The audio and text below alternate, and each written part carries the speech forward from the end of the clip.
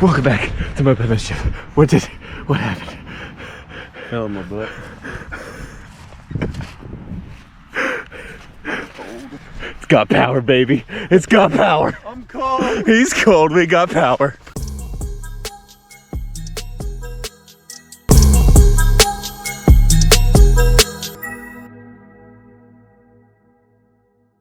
So here we are, guys, a couple days later, and well, I told him. He told me all about it. I got the word. And what was the word? Power. Power. The word was power.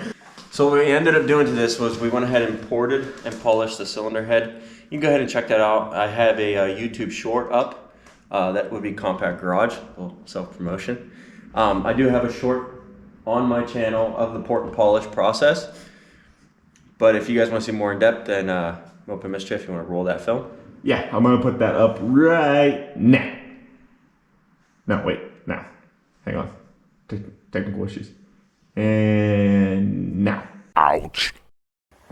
Hey guys, today we're working on Moped Mischief's 105cc mini bike. We're gonna see if we can hop this thing up for free with just a little bit of elbow grease. As you guys can tell, it is extremely cold in the garage right now. When I came down here today, it was 13 degrees. So we're just gonna have to power through it today with the sniffles and the smoke. So let's go ahead and get right to it. I did get the cylinder head off of this thing. I went ahead and already ported this. I'm gonna be honest with you guys. I messed up. I sincerely thought I could make a little bit of power with this thing by just porting it out and maybe doing some jet changes and everything. But this casting for this cylinder head is so cheap. I'm afraid if I try to take any material out of this, I'm just gonna put a hole through it, through the intake runner or the exhaust runner, and I'm gonna junk it. If you wanna make power with this, you're better off putting a Predator engine on this thing or another small gasoline engine that's not this Oryx Earth engine.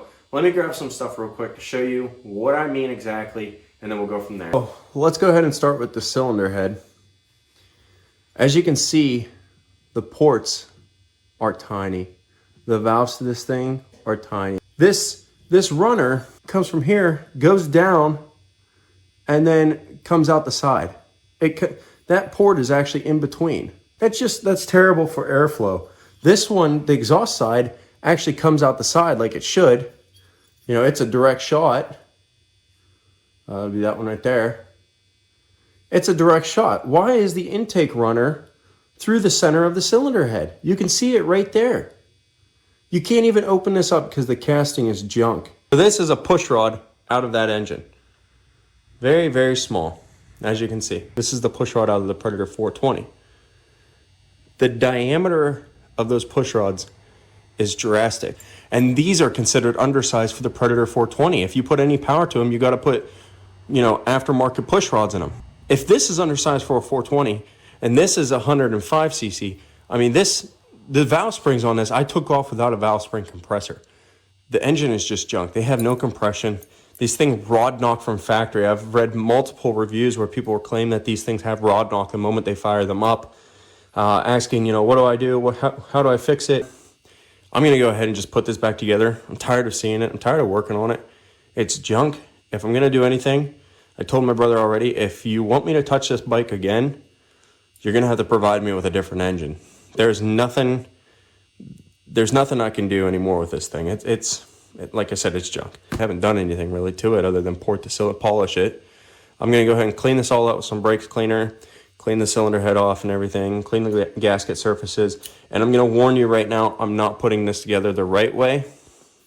I'm just putting it together because it's not staying on this thing very long. This is just going to be, yep, good enough kind of torque specs. One more thing worth noting. When I took this apart, I noticed there was a little bit of oil on the top of the piston. And I didn't think twice about it. I just assumed, you know, it'd been sitting for some time. The rings are probably junk.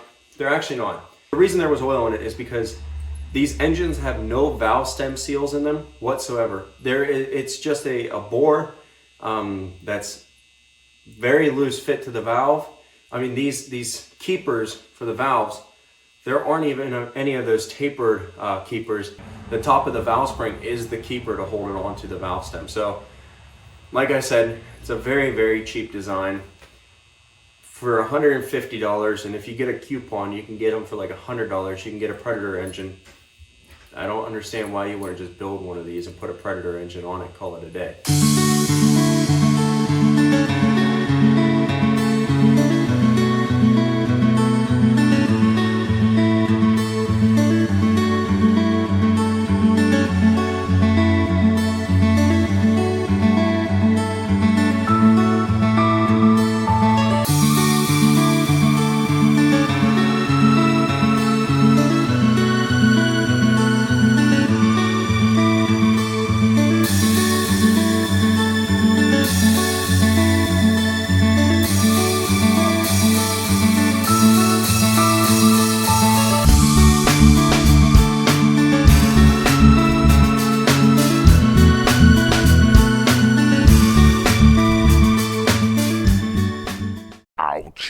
We're back. We're back in the garage, guys. So, is there a difference? Yeah. But by difference, I mean there's still no way it's making it up a hill. You get the little bunny slope. We got that now. We're crushing it. Big hill, we don't stand a chance still. I mean, it's a lot better than what it was. Don't get me wrong. This thing has a lot more power. You're on a flat surface now. You're actually like. It used to be you'd get on it and you'd pull back that throttle and you'd hit all the way back and you'll realize like that's the fastest you're gonna go. Now you pull back that throttle and it feels like it's like increasingly getting faster as you're going. It's like it's finding more power. It seems like it definitely did a little bit for the low end torque, but the centrifugal clutch is still the limiting factor in this. It does not, completely engage. But why is that? Because it's not a CVT. The centrifugal clutch, I don't know what RPM springs there are in there. Explain this to me. Explain it to me like I'm 5. Okay, so if I explain it to you like you're 5 years old, here's how. There's springs inside that centrifugal clutch, and as the RPM spins, there's little clutch plates that fly outward and grab the housing to the centrifugal clutch, and it has a sprocket on it, which then in turn moves the chain, which moves your rear tire. He's got it. So a CVT setup is a little bit different though. There's 2 belts. You have a driven pulley and then a drive pulley. And well, the driven one is exactly as it sounds. It is driven off of the belt from the drive pulley. So the belt is actually squeezed and then you can get higher speeds because as it squeezes the belt, picture it like your mountain bike, it moves it up higher. So the bigger your front sprocket is and the smaller your rear sprocket is, the faster you go. So that's how that you can get more torque with a CVT setup. This doesn't have that. It just is a centrifugal clutch. And it slips. It slips a lot. It's not like we're overpowering it. We're just fat and overweight. That's what's doing it. You really gonna call me out like that?